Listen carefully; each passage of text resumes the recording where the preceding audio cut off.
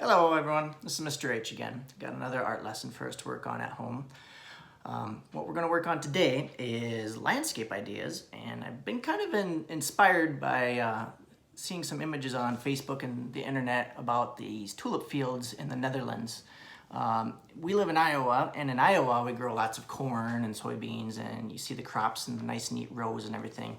Well, in the Netherlands they grow tulips as one of their main crops. And those tulips then, of course, are picked and then sent all around the world.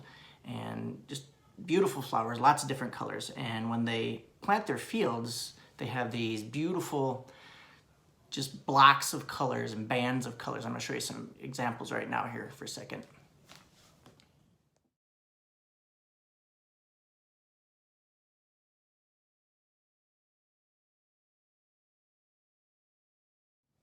Okay, so as you can see from those pictures, they're pretty simple in design. They're just lots of straight lines and lots of color, okay?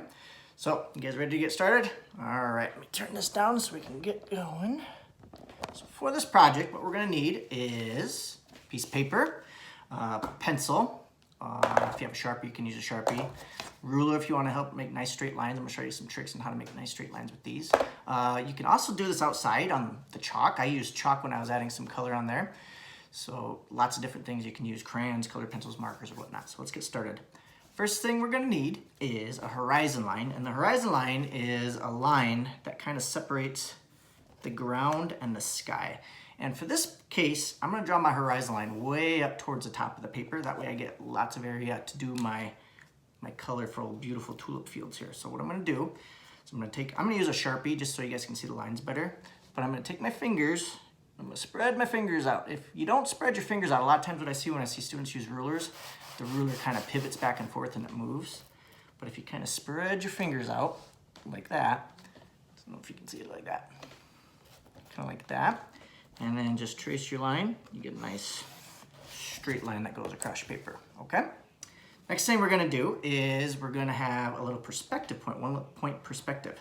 This is kind of a little bit more middle school level, but give you some ideas right now. If you ever notice, like when you're out driving in the country and you look at the road and the road looks like it gets more and more narrow as it gets towards the top of the horizon line, that's 1 point perspective, okay? So we're gonna use everything coming off of this point. Okay, so to start, I'm going to use freehand lines, but if you want to use your ruler, you certainly can.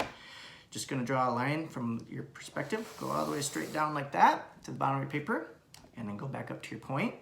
And then you're just going to start kind of making those lines kind of fan out like that. And if they're not perfectly straight, that's okay. If you want them perfectly straight, use a ruler. I personally like a little bit of a little wobble in my lines. It makes it a little bit more natural sometimes. So that's up to you. Now, as you get closer up to the horizon line, what you want to start doing to kind of show depth and space, make your lines start getting a little bit more closer together, okay? If you just want it to look flat, you don't necessarily have to do that, but if you want it to kind of look a little like it's going into the distance, just make those lines kind of get a little bit closer together. Do the same thing over on this side. Kind of fan them out until you get all the way up to your horizon line again. And as you get towards the halfway point, start getting those lines a little bit closer together. Each time you make a new line, make it a little bit closer. That'll kind of create that illusion of depth as things get closer as they get further away. Okay. Pretty simple. Now you've got your nice rows of the tulip fields, kind of like what you would see in Iowa if you see all the corns in those nice neat rows and everything, okay? Now, the fun part. You can add color using, like I said, I used chalk pastels, or you could use chalk, you could use crayons, markers, paint, whatever you have available. Go outside, do this on the sidewalk, okay? Now, I do want to show you that you don't necessarily have to just stick with these kind of straight patterns and everything like that. If you want to get a little bit creative and have a little bit of fun, you can kind of explore other ideas. Here's another one that I did earlier. Instead of using that 1 point perspective out in the middle here, it kind of came off to the side, kind of like I'm looking at it from an angle there. You could do something like that. Or if you want to have a little bit of fun and get kind of crazy and kind of do kind of curvy lines and everything.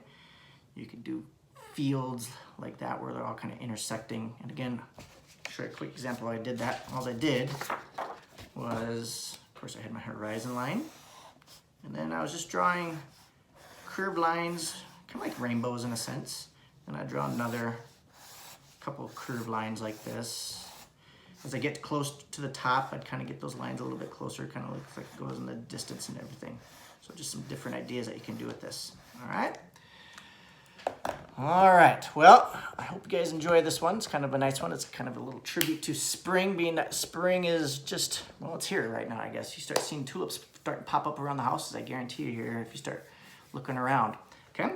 So I hope you enjoy this. Hope maybe some people can send me some examples. You can send it to my to your teachers or whatnot, and teachers will make sure I get it and they can post it for you somehow. All right, you guys all take care. We'll see you next time. Goodbye.